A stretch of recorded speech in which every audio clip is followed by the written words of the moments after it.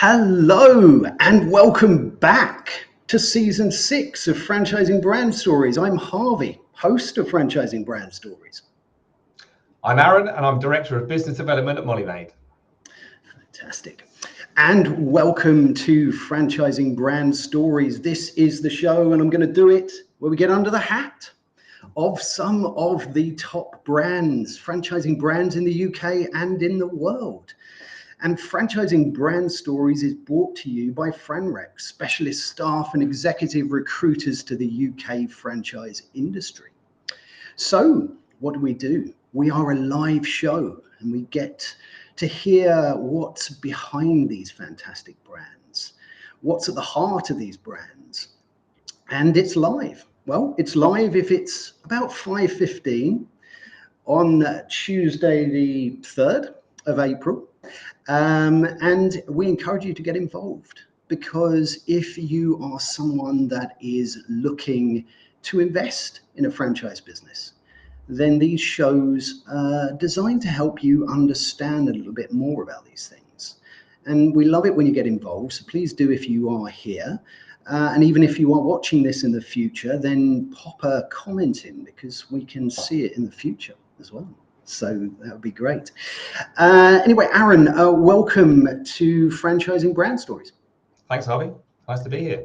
Yeah, fantastic to have you here. What we're going to do is we always start by just trying to find out a little bit about the business and where you're at right now. So perhaps we could start with a nice obvious one. What is MollyMaid? Sure. So MollyMaid is the most recognised domestic cleaning brand in the UK. Last year we celebrated our 40th anniversary. And yeah, our primary function is to clean people's homes. But for us, it's more about giving them time back to spend doing something that they enjoy, spending time with family, friends, socialising. So yeah, it's as much about that as it is the actual function of cleaning their home, really. Yeah, absolutely. I mean, you don't think of that. When we're thinking about cleaning our own homes, the fact that we do spend a long time doing it, and that time could be, spent, doing things that are much more enjoyable, and time is so precious, isn't it? Absolutely. And I mean, I think that's something that we've really seen over certainly the years since I've been involved. I've been MollyMaid 16 years now. And I think, people's lives have become so much more fast paced. For a lot of people, if you're in, kind of household with, partner or children, both partners often working, obviously with the children as well, it just means that people have a lot less time on their hands. So yeah, for us, we've seen a huge increase in demand as a result of that, and it's certainly something that we can going to expect to continue to see into the future, really. Yeah, fantastic. No, that's great stuff. So in terms of how many franchisees that you've got, whereabouts in the sort of the UK are you based? Give us an idea as to sort of where you're at as a business right now. Yeah, so we're based, our support office is based in Maidenhead in Berkshire, so home counties, which is a lovely setting for us. But yeah, we have franchisees all over the country. So we currently have 70, soon to be 72, with 2 new franchise owners on training next week. And they cover the whole of the UK. So we've got kind of 5 franchises based up in Scotland, all the way down through the UK, right to the south coast. Across the Norwich, and in fact we have actually our new franchise, one of the new ones on training next week is Devon, so that'll be the first time we actually get a marker down there as well, so we're very excited about that. Fantastic. Oh, that's amazing. I mean, 72 franchisees is a really, really good number, and clearly you've got a great spread across the UK. Yeah, I mean, I think the exciting bit for us is we've probably still got over 160 areas available. And obviously that changes still quite considerably, because I think the reference I made earlier is that, more and more people are now deciding to have help around the home. So for us, we're seeing that demand increase even more. So whenever we kind of, reevaluate our data, which we do kind of, every few years, we're seeing the amount of demand just increasing and increasing. So that allows us to kind of reshape the areas that are available. And as I say, we've probably seen that, in the last 10 years increase from about 100 available areas to now where we're at about 160. So yeah, there's so much opportunity for expansion, and that's obviously one of the exciting opportunities that, you know, no doubt we'll come on to a bit later. Fantastic. Just before we get into sort of the main part of today's story, let's just welcome a couple of people who have joined us here live today. We have the lovely Nick Blevin. Great to have you with us, Nick. Hello, everyone. Glad to have made it to the event. Well, it's fantastic to have you here. And we've also got Simon Wise with us. And Simon is our lovely sponsor from FranRex. So great to have you with us, Simon. And he's put, hello, franchise friends. Great to be here. It's fantastic to have you here. And looking forward to hearing everyone's thoughts as we go along today. So this is the part where we're going to take it back in time. Okay. It's a time machine. So this is now not just sort of where and how did it all begin for MollyMaid, but also where did your journey start? So perhaps we can begin with a brief history of MollyMaid, and then where you fitted into that. Yeah, sure. So as I touched upon, I think earlier, you know, last year we celebrated our 40th anniversary. Congratulations. Thank you.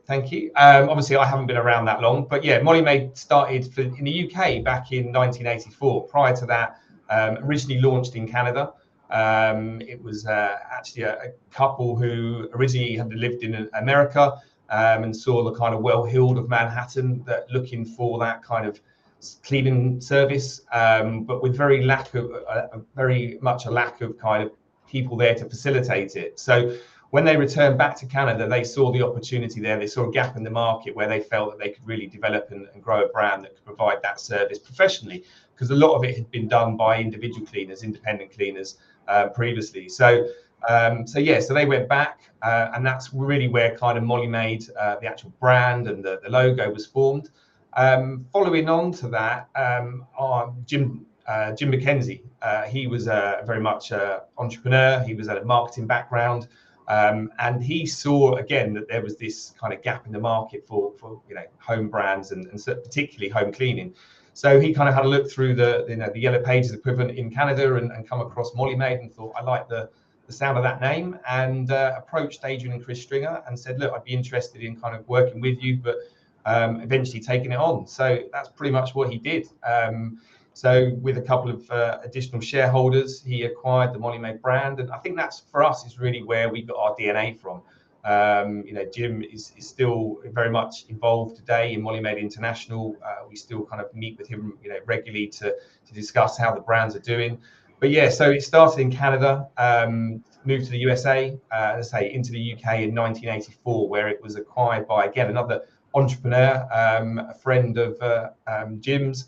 And Pam always tells me the story is basically on the back of a fag packet. They agreed a deal in a bar over a drink somewhere, and came to the UK.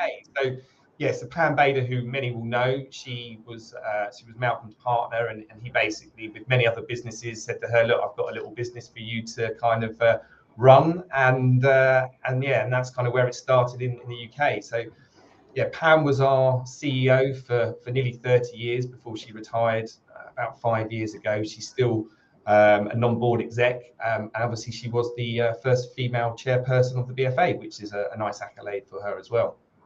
Fantastic. So yeah, so that's kind of really where MollyMaid kind of got to in 2015. It was then acquired by Kevin Hipkins and his wife through a management buyout. Kevin had previously been president of MollyMaid International, so he's been with the business now for over 31 years. And he saw the opportunity, really, having been living in the UK and part of our business for a number of years. He saw that as an opportunity, really, to kind of kick the brand on and take that further. So yeah, since 2015, Kevin has been the owner of MollyMaid UK, and that's kind of really where my story comes in. So I mean, I joined a couple of years before Kevin bought the business, so I've now been with MollyMaid for just over 16 years. My background previously was hospitality and hotel management, so I didn't really know a lot about cleaning when I joined, but I was assured that I didn't need to know a lot about cleaning, and that, you know, it's very much a people business, so it's communication, it's, you know, working with both customers and staff, which is obviously I did have the experience in. So started off initially as a business advisor, then moved through to assistant director of franchise support a few years later. And then about 9.5 years ago now, moved into the role of business development. And that's an area that I've really enjoyed in that time, in both helping new franchise owners come on board, helping existing ones to resell their business and transfer it to new owners. So yeah, it's a really nice element of the role to be able to welcome new blood into the business. Obviously, it's quite an established brand. We've got lots of franchise owners that have been around for a long time. So naturally, there's a few that are coming around to kind of retirement and things like that. So yeah, bringing new blood into the business, new enthusiasm, new energy is something that's really important to us. That's fantastic. Thanks so much for sharing that story. And it's I like the mug as well. On brand, love it. Absolutely. It's great to understand the story, not just the wider story of where MollyMaid, originated from, but I love how it originated here in the UK. That sort of that early conversation, that chance meeting. It's fantastic to hear that. It always fills me with entrepreneurial sort of glee when I hear that. Because I think anybody who gets involved in franchising can relate to being an entrepreneur. And what a great story. No, absolutely. Yeah, I mean, Pam's told me that many times over the years, and I think for anyone who kind of understands the franchising world, I think for a lot of people it's not as well known widely in kind of a lot of business kind of courses that are still discussed in universities around the country, but it is an avenue to allow people to get into business that doesn't necessarily have the experience, but they definitely can buy into a brand that has that ability to be able to help them grow and develop a business, which I think is hugely important. Absolutely. We've got a few more people here, so I'd like to recognise the fact that we've got Joseph here. Joseph has put great event. Well, thank you, Joseph, and it's great to have you here as well. So looking forward to hearing your thoughts. We've got a good question coming up from Simon as well, so we're going to take that. And we've also got Darren here as well, so we're going to probably take a question from Darren after that as well. Let's just have a look at Simon's question here and see what he's got to say. So Simon's put, why has franchising been so important and influential in MollyMaid's growth and success? It's a great question, because we heard of the origins of the story of how the brand grew, and that the need for that service to the end user of cleaning and freeing up that time. But why do you think franchising was that particular model of growth for the company? Yeah, I mean, I think it links quite nicely with the actual service we provide, because the service we provide is a service that is, kind of people have weekly, fortnightly, monthly. So it's kind of replicating it's a very simple business model. We don't necessarily have, kind of a complicated or complex model. It's very simple. And I think that's kind of often where, franchising works really well. The brands that kind of understand how just to kind of find a service, a product, or something that is in demand and that people, kind of can place value to. And then it's about trying to find the best and the simplest way to execute that time and time again. And I think that's kind of fits quite neatly into, say, how the MollyMaid service works as well. So, yeah, I think, being able to, I guess, one of Pam's original things was to demonstrate and prove the model works by having some of her own in-house businesses that she'd started up. And I think having done that, she was then able to demonstrate to other people that the brand and the model works. And then she was able to guide them how they could replicate that in their area. So yeah, I think to Simon's question, it has been such an important part of growth, because, as I say, it allows us to, kind of to go to different areas around the country to implement the same model. And it doesn't really matter whether the business is in, the northeast or the south. The model works, the same pricing structure works, which often surprises people, because a lot of perception is that often that the highest prices are going to be down south in and around the kind of the M25 corridor, but actually some of our strongest prices are up in the northeast, Teesside, Middlesbrough, Cheshire, Manchester. So yeah, again, I think having a brand that you can replicate and put anywhere in the country, that allows the business to grow, and I think that's been a big part of the success for MollyMaid. Yeah, absolutely. And you said there about a simple business model. Simplicity in any business is one of the hardest things to achieve. And simplicity is key in a franchising business because you've got to replicate it. You want to grow it. You need to teach people how to do it in that same way. And the simpler you can keep it, the better. And it's with 72 franchisees, spread across the country. It's clearly something that, is working very well. Yeah, I mean, I think the complexity of it comes in the fact that you have 72 people who are very different. They have come from different backgrounds, different experiences. So I think, if the business model is simple, then you can cope with the complexity of dealing with different people who learn in different ways, who have different requirements and needs for support and training and things like that. So yeah, I think otherwise, if you're dealing with a very complex business and then you add the complexity of lots of different people with different types of needs and requirements in, then that can become quite a challenge for the franchise. Definitely, you're right. People learn in different ways. People are perhaps complex, but if you've got a simple business model, it's easier to apply that to different people. And it takes us quite nicely onto this, actually, because if you are a prospective franchisee and you're listening to this now, or you're listening to this in the future, and you're just trying to think, am I going to fit in here? Is it going to be right for me? Am I the right type of person? Have I got the right characteristics for this? So what type of people generally choose to become a franchisee at MollyMaid? Yeah, I mean, I guess, we have people from all different walks of life. A lot of people initially come to me and say, look, I've got no cleaning experience. And I said, well, absolutely, I didn't have cleaning experience when I joined MollyMaid. And it's not about cleaning. Ours is a management business. So, the kind of qualities that we're looking for, really people who are kind of self-motivated driven, because I think that's one of the important aspects when you run your own business, is you do have to be a bit reliant on yourself to kind of self-motivate. And obviously, we'll come on to the support and that we provide, but to kind of get you up in the morning and when you're employed, you've got to do it, because otherwise you're going to be in trouble with your boss. But when it's your own business and you are the boss, you don't necessarily have that kind of additional motivation. So yeah, being able to kind of self-motivate yourself to do that. People that are hungry to grow a business, and I guess that's kind of what I talk to a lot of time. People kind of move away from wanting to be employed and be told what to do by someone else. They want to have the freedom to be able to kind of develop and grow something themselves, which I think is a huge draw for people. And obviously we touched upon the fact that franchise them allows them to do that, but with a reduced risk.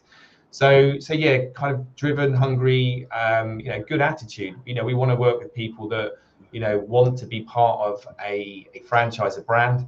Now, it's not for everyone. Sometimes, we speak to people who are very entrepreneurial and, maybe necessarily following a structured system isn't quite for them. They like the freedom of doing it. So, yeah, as I say, it's not for everyone. But yeah, people who want to follow a brand and also good communicators. I think that's a big part of our role is, you're dealing with staff, you're dealing with customers. So being able to be good communicators and ultimately it comes down to leadership.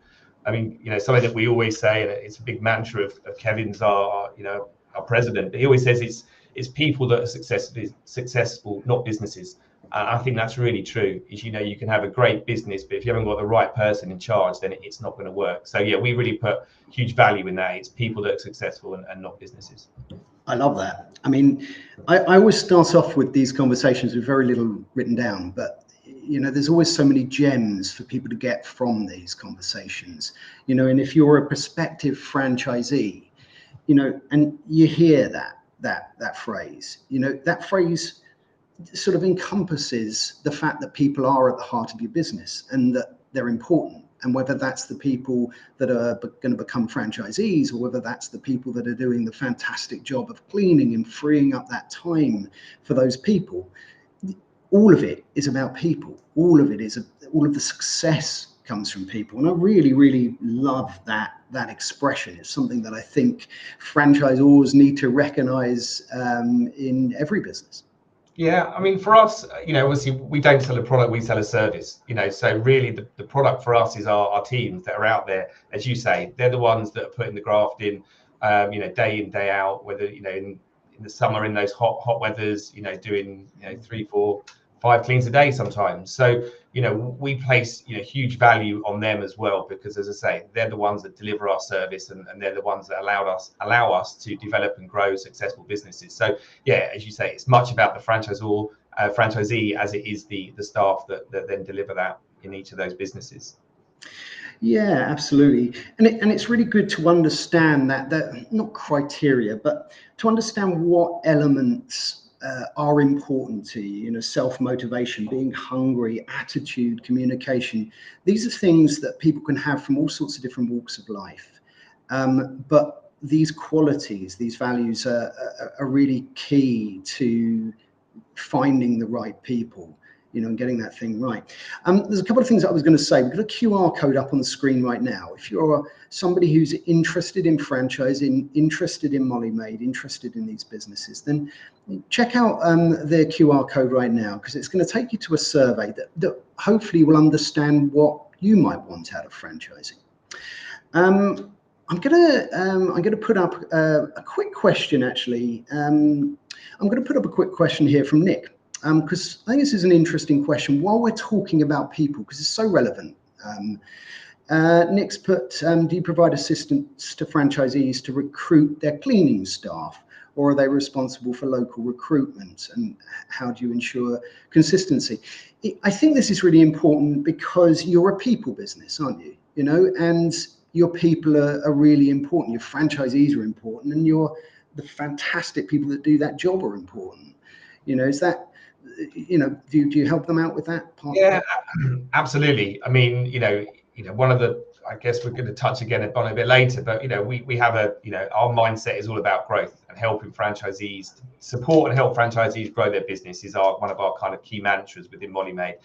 And then clearly, if they can't grow the business if they don't have the staff there to do it. So, it's a huge function of our support with all franchise owners. We really want to try and understand what the pinch points are that they're struggling with. Now, obviously, that can be quite localized. It can be quite, one area could be particularly finding it more difficult than others. I mean, particularly coming out of COVID, I think for us, that was probably one of the biggest times when we saw staff at a real struggle. I mean, traditionally, our business has kind of ebbed and flowed. When we see high customer demand, we typically find it a bit harder to recruit. And when kind of customer demand softens a little, then it's a bit easier to recruit.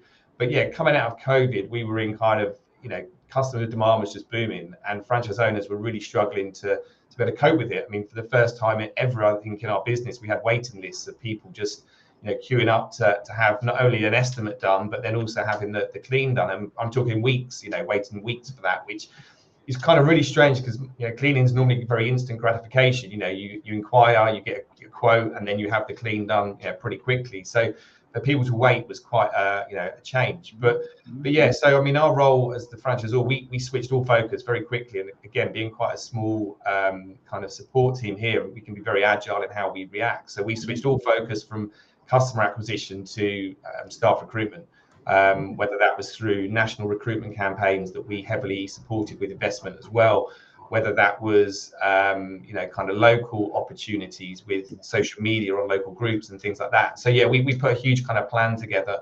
and that had a massive benefit. We saw a 42% increase in applications over a kind of 3 or 4 month period, which had a massive impact in helping franchise owners to gain capacity, which then allowed them to really take advantage of the demand that was out there, and the results have been quite evident since. That's fantastic, and really good to understand that support and that agile nature of the support as well. Because again, when you're looking at this as a prospective franchisee, and you're just looking at what happens during some difficult times, during some challenging times, it's really good to understand how you help people. People are your business, and it's clear, it comes across in droves that people are your business, and it's lovely to hear. One of the things I wanted to do was understand what the prospect journey is for prospective franchisees. So again, let's say you're listening today and you're interested in franchising, you're interested in MollyMaid, you want to take the next steps and you want to make that phone call. What does that sort of journey look like for a franchisee from the moment you make a call to the point where you're starting to run your business? Yeah, absolutely. So, I mean, for us, as most franchisors, it starts with the inquiry and obviously managing that and gaining initial interest. I guess a bit differently, I know for a lot of franchisors, the discovery day works particularly well, where they get groups of people together. For us, we've tried to take a more personal approach. So rather than having group discussions, I will try and arrange a one-to-one meeting, hopefully face-to-face. We love welcoming people to MollyMaid House to have that. But obviously, for sometimes, for different reasons, it's not possible. So we'll do something virtually. But yeah, it's really kind of getting them here, understanding what it is that they're looking for, and to try and understand whether that is, our offering complements what they're looking for. And it's not going to be right for everyone. And again, one of the things I often say to people is, for you initially, it's just about the research. We can go through, we can do the meeting, we can put you in touch with franchise owners to speak to, which is an important element, I believe, in them speaking to other franchisees. We can share the numbers with them, and if they go away and do that research and come away deciding it's not for them, then that's great too. We'd much rather they come to that conclusion, because there's nothing worse than having someone that comes on board and then you're trying to kind of help them extricate them from the business, in some way. So completely. It's no good for them and it's no good for us. So yeah, it's about the research. So yeah, I think I touched upon speaking with other franchisees is really important. Interrogating the numbers, we try and be as transparent as possible. We're not trying to sell a dream. We're trying to sell someone, what is actually achievable. So we share figures with them that we know have been achieved by other franchisees within the business. I think that's really important, both on an average level, but also some of the top performers, so they can see what can be achieved. So I think that kind of transparency is really important, and that's where we then get to speaking to other franchise owners, and again we'll put them in touch with as many as they want. We usually try and identify people that are either in similar situations or from similar backgrounds to try and really personalize their research for them, and then allow them to have kind of independent conversations, whether that's just a phone call or whether that's going to the office and having a meeting, whatever that might be. And then from there, if they're interested, we'll then kind of move through to the next phase, which would be application, putting them in touch with financing options, which again is really important, because people come with all different kind of financial situations. So if they need support, we can then direct them there. And then we have a really kind of structured plan. For us, what we don't want is the business to launch and them to be kind of sat there twiddling their thumbs. So we put a very much a plan in place, a marketing plan with the team here. We just mentioned earlier, we've got 2 on training next week, and we've had about a 7-week to 8-week lead time with them, where we've been kind of very much focused on marketing their local area. So we've got I think we've already got 10-12 inquiries already sat there waiting for them, which have already got estimates booked. So they're all with us on training next week, and then the week after is usually when we'd have the launch of that business. And as I say, we've got people already waiting to to have that initial estimate, which is how we do that. And then obviously from there we'll get the cleans booked. So week 1 they'll be kind of hopefully up and running with a couple of customers on board, and then obviously snowballs from there. But that's a big part of our kind of pre-training. Yeah, it's great, and I love that. There's a few things that have stuck out for me that are really good in this. The fact that you said you're not selling a dream. I think it's really, really important that people know that franchising is hard work. You're given tools, you're given support, but it's hard work still, and it still needs that work in order for it to be successful. And I think it's really important that you're transparent. One of the things I wanted to go through here, because I think this is really important when a prospective franchisee is considering this. At what point in that process does a commitment fall? So, is there a deposit that's paid? When is the sort of franchise agreement signed? Because there's some great things you do there. I love the face-to-face meeting, love the fact that you can meet other franchisees, discuss the numbers, but where does that commitment fall in the journey? So I mean, once they've obviously had the meeting with us, spoke with franchisees, looked and digested the numbers, at that point, we'll then say to them, look, where are you at? Where do you want to go from here? Is it something you want to move forward with, or is it something you kind of interested in but not right now, or just not at all? So at that point, if it's something they're interested in, that's usually when we'll send out our application. relatively straightforward. And at that point, they would complete that and pay a deposit. Okay. And then so from that point, we usually then work on usually 6 to 8 weeks. And I would probably err on the 8 weeks as a kind of a better guide, because as I say, that allows us to then focus on things like marketing the business.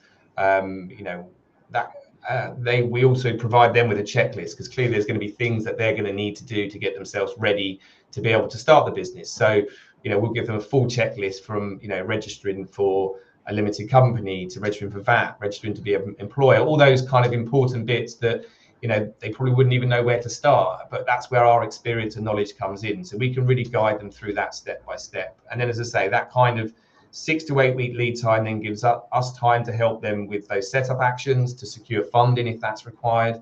And also in the background, we're starting that advertising process, so we can really give them the best opportunity to kick off with a nice fast start. Yeah, I love it.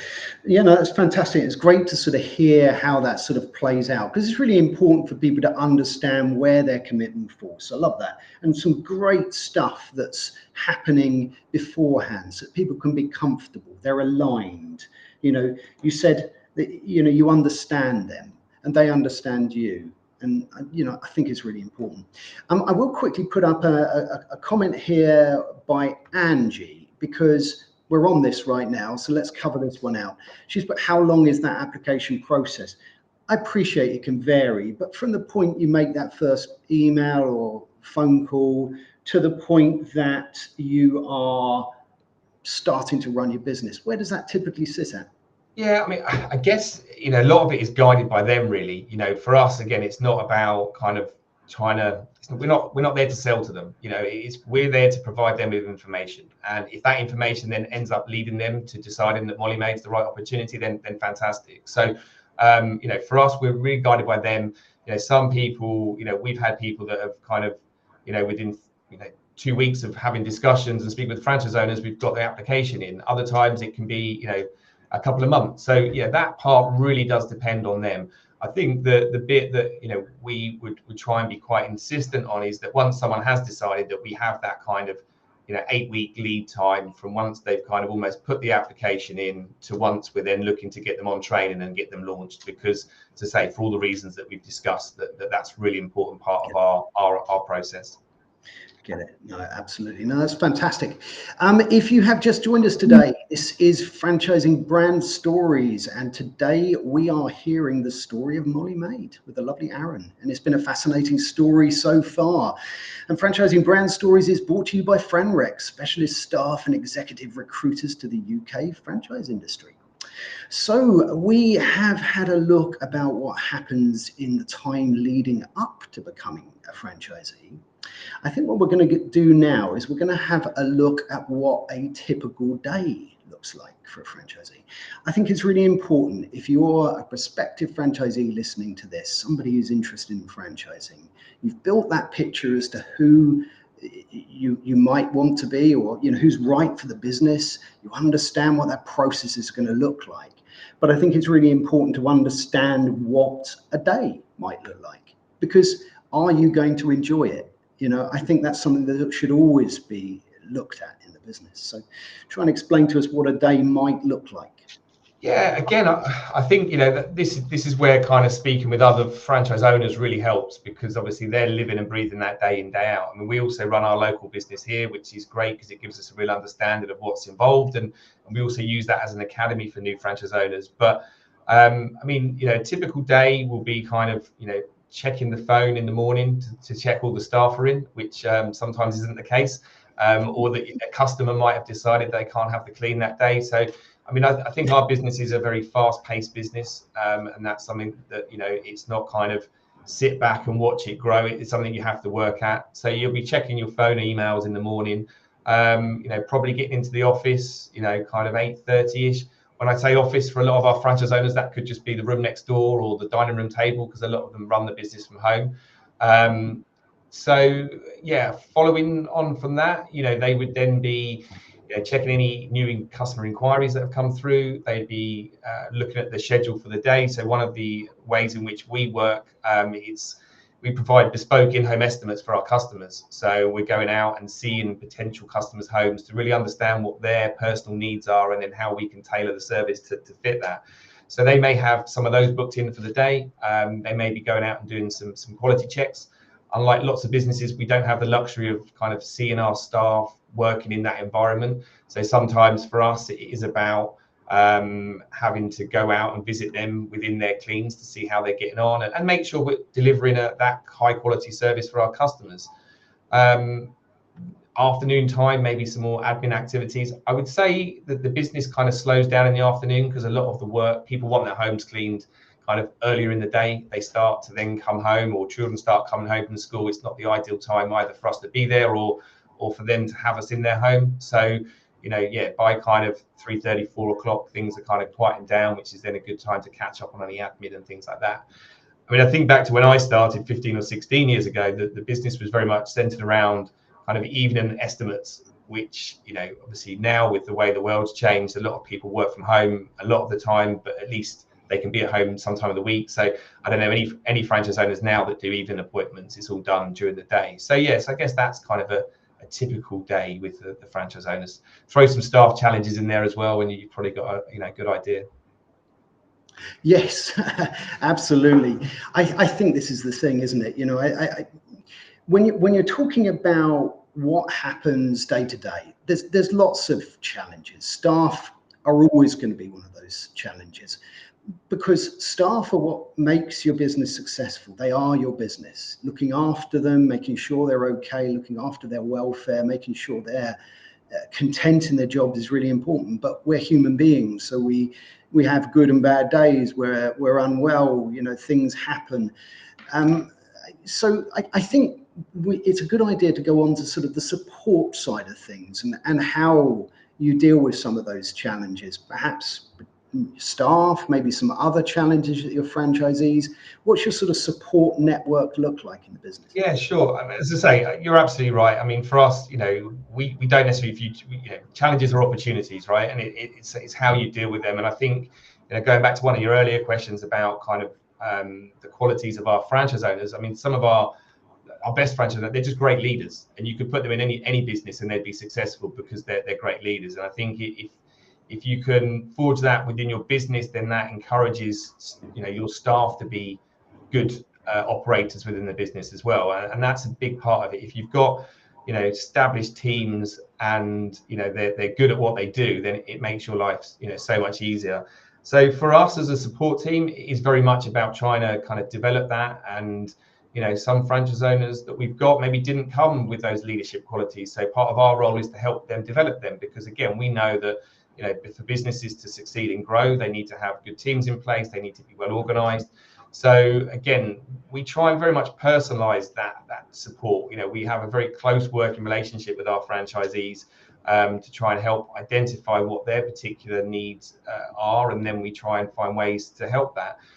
I mean, a lot of our support we try and kind of develop from our other franchise owners as well, because I think that's something that's really important, is when you've got 72 franchise owners to draw upon expertise and skills. It's about, we're not kind of the all-knowing, we don't sit here thinking that we know everything. It's about kind of recycling that best practice. We've got franchise owners that are growing at 20-30% a year. So it's about hearing from those guys, what are you doing that's working particularly well in your business, and then being able to recycle that to others. And I think that's something that's really important.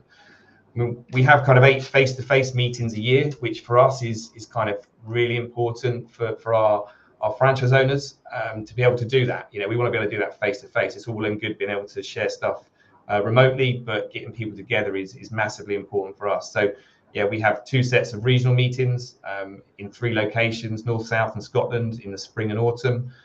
We also then have a high growth meeting, which is where we get those high growth franchise owners together. And I think that's really important. It has 2 benefits.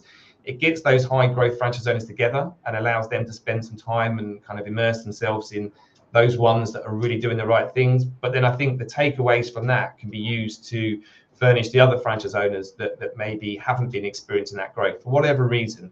And then that can really help them to fuel them to try and help move them into that category moving forward. And then also, finally, we kick the year off with our R&R rest and relaxation weekend in the second week in January, and that's something that's kind of developed kind of post-COVID, where we want to kind of be able to start the year with a bang. So getting people together face to face is really important, and often it's as much as the day sessions are important, but so is having that glass of wine in the evening with them, having a beer at the bar, or having dinner and just talking about the business and what's working well and being able to share that. Definitely. I love that. I love the fact that you've got, that R&R weekend, because within the social aspects of that, lots of light-hearted conversations can turn into really valuable support, can't they? And it's also, franchising is about not feeling alone sometimes. You've got a franchisor, you've got other franchisees, and getting together like that kind of cements that not feeling alone. You've got all these other people in the same position. You can just talk about ideas and chat in a sort of relaxed way. I love it. Really, really good. Great support. I'd like to come on to my favorite bit of the show, okay? Because I'm a firm believer that franchising really does change lives, and we meet some fantastic characters as well along the way. I'm sure over such a long period, there must be a lot of examples of, how you've changed the lives of you're in one of these businesses that you've got people that do the cleaning that are changing lives. Because if someone comes in and cleans the house of somebody that's, perhaps struggling, I know it. When my house is clean, I feel better. When things are nice and tidy and they look good, you feel better, don't you? So yeah. you even just with these simple tasks of cleaning someone's house, you're making someone feel better. You're freeing up their time so that they can spend that with their family, with their friends. But give us, if you can think of some examples of some of those stories. Yeah, sure. I mean, it's something that we actually really, so we have a specific award called the Shining Moment Award, which is something that we specifically give to staff members. So franchise owners are able to kind of contact us with some of these amazing stories that we hear, and we're able to then, award them with what we call a shining moment. So it's an acknowledgement of something that's kind of above and beyond. And I mean, there's been some, astonishing ones over the years. I think back to a recent one where they were cleaning for an older customer who, was on his own, had no friends and family, and sadly had passed away. And the two ladies who had been cleaning for a couple of years actually went to the funeral. And it was a very, there was only a couple of people that attended. Obviously, he, didn't have a big friends or family, and one of them actually stood up and just said a few words about him, which is completely above and beyond what we'd ever expect one of our staff members to do. But they do forge really strong relationships with customers.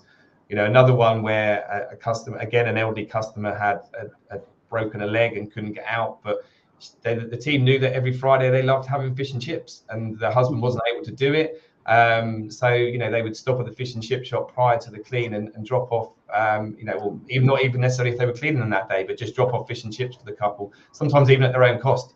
So yeah, it's those bits, and as I say, we acknowledge that through shining moments, because we really treasure those those experiences, because that's what builds great relationships with the customers and helps us to grow the business as well. Oh, that's fantastic. What a lovely story as well, and I often think about a cleaning business. It's got similarities to a care business in some ways, right? Because in terms of sort of social interaction, if you are perhaps living on your own and you're using the service of a cleaner and someone comes in, there is a strong social interaction. You have it in shops as well. It's so important to that person, isn't it? Yeah, absolutely. Yeah, sometimes it's just companionship, and they get the bonus of having their house cleaned at the same time. So yeah, it just does mean a lot to people. Absolutely. And of course, when you're changing the lives of people that you're doing this service for, then you're changing the lives for the people that are rightly awarded these lovely shiny moments. I like that expression as well. But of course, that then filters up, doesn't it? Someone feels good because they've had their house cleaned, because they've got companionship. Then a member of staff feels good because they're delivering that. And then the franchisee feels good because they are delivering that service to as many people as they can. And that's their job, and if you do a job you love, you're not really going to work, are you? You know, they do say that. Absolutely. And of course, that finally filters up to the franchisor. And that's how good franchising should work. Yeah, no, I completely agree. Absolutely, Harvey. I think you're absolutely right. And as I say, that's definitely something that we encourage, you know, within our local, you know, within our local franchise owners, but then also within the local community. And we also do like a community sponsorship where we'll contribute £600 a year for them to develop those kind of strong bonds within their community, because we it's so important. And we had one recently who was sponsored a local Help the Aged bingo night, and you know, she put some money towards it, but she also then went down and gave up her time to spend the evening with them and actually presented the winner with a MollyMaid clean. So again, it's something that we can do to support our franchisees, but it's something that they can then do to support the local community, which is something that's really important to us too. Oh, that's fantastic. Again, you know, really important when we're immersing our businesses in local communities for those to truly feel part of that local community. And, you know, bingo is a really good way. You're clearing up at bingo as well, aren't you? Cleaning up at bingo. I'm desperate to try and or in a cleaning joke some way through this, but excellent. Well, look, if you have just joined us, this is Franchising Brand Stories, and today we heard the fantastic story of MollyMaid with Aaron. It's been a fantastic story. Please go back, check the replays for this, put in a comment even afterwards. I know there's a few comments there we haven't got to. It's because we have about 50 minutes for this, so we can always go back and have a look at those. But we really appreciate everybody who's here live and everybody who watches this in the future. And Franchising Brand Stories is brought to you by FranRec, specialist staff and executive recruiters to the UK franchise industry.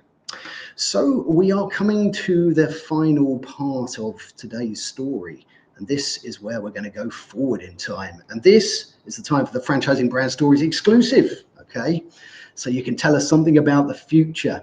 So what sort of things are coming up in the future for MollyMaid? Some exciting things that are happening in the future.